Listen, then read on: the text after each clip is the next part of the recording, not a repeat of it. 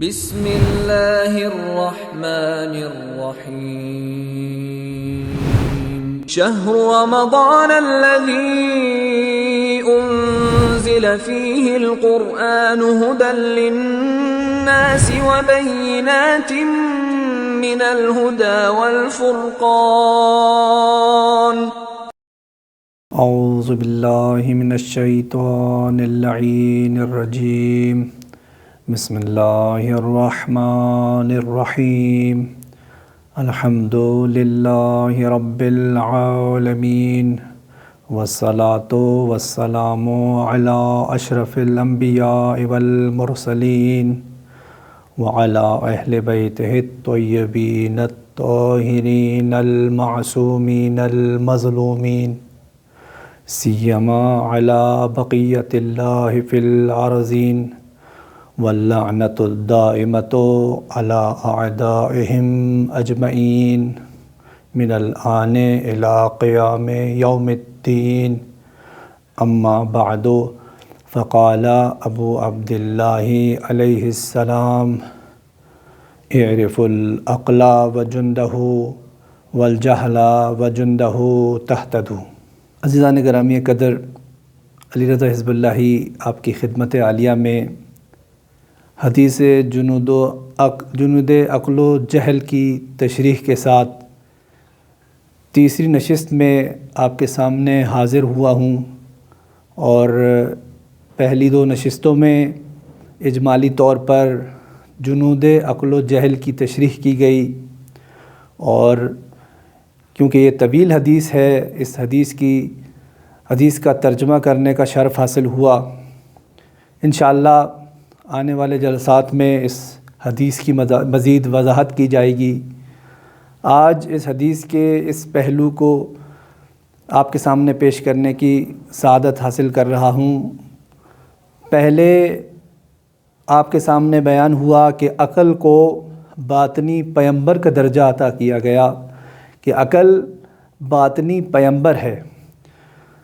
مولا علی علیہ السلام کا فرمان ہے، عقل کو مولا علی علیہ السلام دو حصوں میں تقسیم فرماتے ہیں، ایک ہے عقل مطبوع اور ایک ہے عقل مسموع۔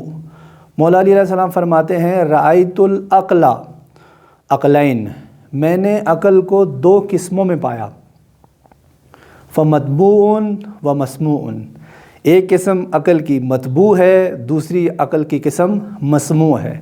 پھر مولا علی علیہ السلام فرماتے ہیں، ولا ينفع مسموع، عقل مسموع مفید ثابت نہیں ہو سکتی، اذا لم یکو مطبوع، جب تک عقل مطبوع تک نہ پہنچ جائے۔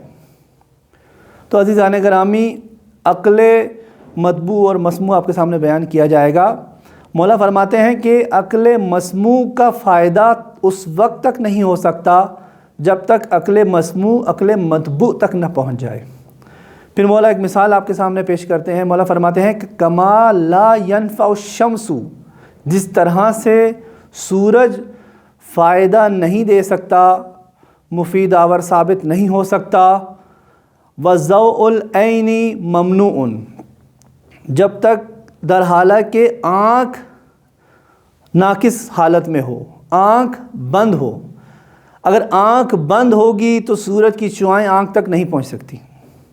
مولا علیہ السلام نے ایک بہترین تعبیر کے ساتھ اس عقل کی دو قسموں کو واضح کیا کہ عقل مطبوع وہ ہے جو ہماری فطرت کے اندر ودیت کر دی گئی ہے، کہ پروردگار عالم نے ہر اچھی چیز کو، ہر خیر کو ہمارے اندر ودیت فرما دیا، کہ ہر خیر ہماری عقل کے اندر ودیت ہو چکا کہ ہر خیر اچھا ہے، ہر نیکی اچھی ہے، ہر برائی بد ہے، ہر برائی جہل ہے، یہ ہماری فطرت کے اندر ودیت ہو چکا۔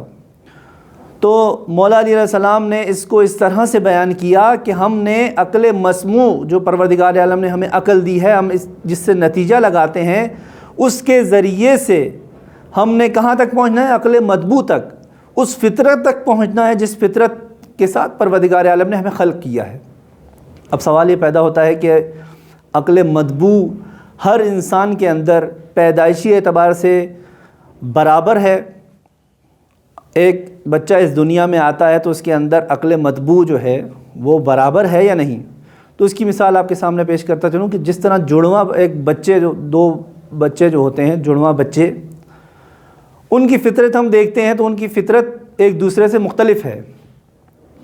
ایک بچہ ادھر سے تو حاسد ہے، حسد رکھتا ہے اپنی فطرت کے اندر، اس کی شخصیت کے اندر حسد پایا جاتا ہے، لیکن حسد کے ساتھ ساتھ اس کے اندر صبر کا پہلو بھی پایا جاتا ہے۔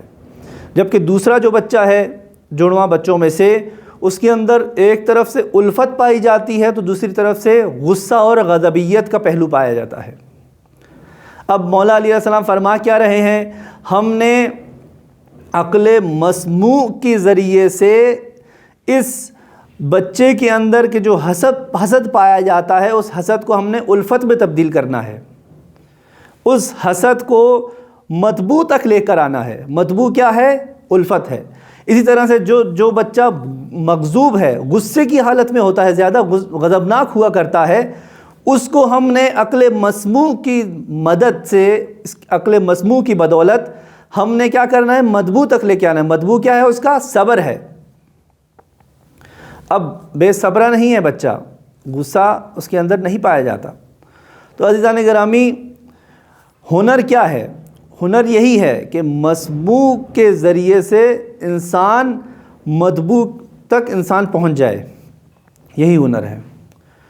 آیت اللہ بہجت فرماتے تھے کہ انسان اگر ایک چیز دیکھے کہ اس کے اندر کسی چیز کی برائی پائی جاتی ہے، کسی چیز کی کمی پائی جاتی ہے، مثال کے طور پر حسد پایا جاتا ہے یا غیبت کرتا ہے یا اس کے اندر بدبینی ہے، لوگوں کے بارے میں الٹا سوچتا ہے، تو اس کی پریکٹس کرے۔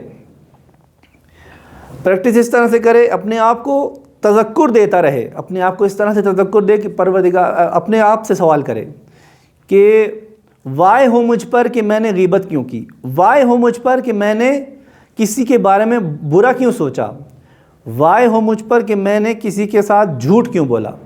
اب آیت اللہ بہجت فرماتے ہیں کہ جس طرح جب انسان پریکٹس کرتا چلا جائے گا تو اس کے اندر ایک ملکہ پیدا ہو جائے گا، اور وہی ملکہ تقویٰ کا نام ہے، اور اسی ملکے کو تقویٰ کہا جاتا ہے۔ اسی ملکے کے ذریعے سے انسان عقل مسموع کے ذریعے سے مطبوع تک پہنچ جاتا ہے۔ ہم اپنی شخصیت کے اندر اگر بغور مطالعہ کریں تو ہمارے اندر جنود عقل و جہل پنہان ہے، جنود عقل و جہل پنہان ہے، لیکن بالقوہ طور پر ہمارے اندر جنود عقل و جہل پائے جاتے ہیں۔ اب ہم نے کیا کرنا ہے؟ جہل کے جو جنود ہیں، لشکر ہیں، سپاہی ہیں، ان کی پہچان کر ان کی سرکوبی کرنی ہے، اور عقل کے جو لشکر ہیں ان کی پہچان کر کے ان کو اپنی زندگی میں عملی بنانا ہے۔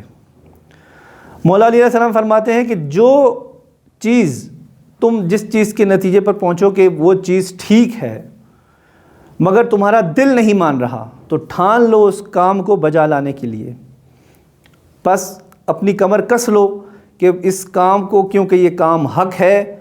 جب حق ہے تو اگرچہ میرا دل نہیں مان رہا، اگرچہ میرا دل اس بات پر راضی نہیں ہے، لیکن اس کو کرنے کی ٹھان لو۔ جب ٹھان لوگے تو ملکہ پیدا ہو جائے گا۔ ایک سوال جو فلسفے میں بھی آیا ہے کہ آیا جہل کا وجود ہے یا نہیں؟ فلسفے میں کہا جاتا ہے کہ جہل کا وجود نہیں ہے۔ جہل در حقیقت عقل کے عدم کا نام ہے۔ جہاں پر عقل نہیں ہوگی وہاں پر جہل ہوگا، جہاں پر عقل کا وجود نہیں ہوگا۔ اگر جہل کا وجود بالقوہ ہے تو اس کا وجود دراصل نہیں ہے، لیکن اگر اس کا وجود بالقوہ سے بڑھ کر بالفعل کی جانب آ گیا تو پھر اس کا وجود خارجی ہو جائے گا، خارجن اس کا وجود ثابت ہو جائے گا۔ شیطان کا کام کیا ہے؟ شیطان ہمارے اندر پائے جانے والے اس جہل کے لشکر کو، جو کہ بالقوہ کی حالت میں ہے، ابھی ہمیں پہچان نہیں ہے ہمارے اندر، مثال کے طور پر حسد، ابھی ہمارے اندر سے حسد ظاہر نہیں ہوا، شیطان وسوسوں کی مدد سے ہمارے اندر حسد کو بالقوہ سے بالفعل کی منزلت پر لے کر آتا ہے، اور اس کا وجود خارجی پھر ظاہر ہو جاتا ہے۔ جب بالفعل کی منزلت پر پہنچ جاتا ہے جنود جہل تو شیطان پھر بھی نہیں رکتا، شیطان اپنی کوشش اپنی صحیح جاری رکھتا ہے، صحیح جاری رکھتے ہوئے اس بالفعل کو مزید تقویت عطا کرتا ہے، مختلف حربوں کے ذریعے سے بالفعل کو مزید مستحکم کرتا ہے۔ اور ہماری زندگیوں میں ایک وقت ایسا آتا ہے جیسا کہ رسول اکرم صلی اللہ علیہ وآلہ وسلم ارشاد فرماتے ہیں کہ میری امت پر ایک ایسا زمانہ آئے گا کہ معروف اور منکر کی تعریف ہی بدل جائے گی۔ اب شیطان نے پہلے کیا کیا؟ حسد کو بالقوہ سے بالفعل میں لے کر آیا، پھر بالفعل کو مزید مستحکم کر دیا۔ رسول اکرم صلی اللہ علیہ وآلہ وسلم فرماتے ہیں کہ معروف منکر ہو جائیں گے اور منکر معروف ہو جائیں گے، تعریف ہی بدل جائے گی۔ آج کے دور میں ہم اپنی زندگیوں میں دیکھتے ہیں کہ معروف در حقیقت منکر کا روپ اپنا چکے ہیں، اور منکر جتنے بھی منکرات ہیں ان کو معروف سمجھا جاتا ہے معاشرے میں۔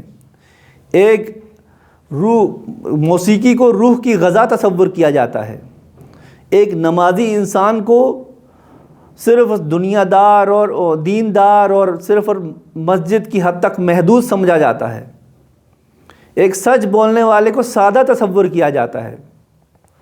یہ شیطان کی کاوشیں ہیں، یہی شیطان ہے جس نے بالفعل سے پھر اس کو مستحکم کر کر اس حالت پر لا دیا کہ تعریفی ڈیفینیشن ہی بدل دی۔ پروردگار عالم سے دعا ہے کہ پروردگار ہمیں عقل اور جہل ان دونوں کے لشکروں کی معرفت حاصل کرنے کی توفیق عنایت فرمائے، اور جہل کے لشکر کو سرکوب کرنے کے بعد عقل کے جو لشکر ہیں اور سپاہی ہیں ان کو اپنی زندگی میں عملی بنانے کی توفیق عنایت فرمائے۔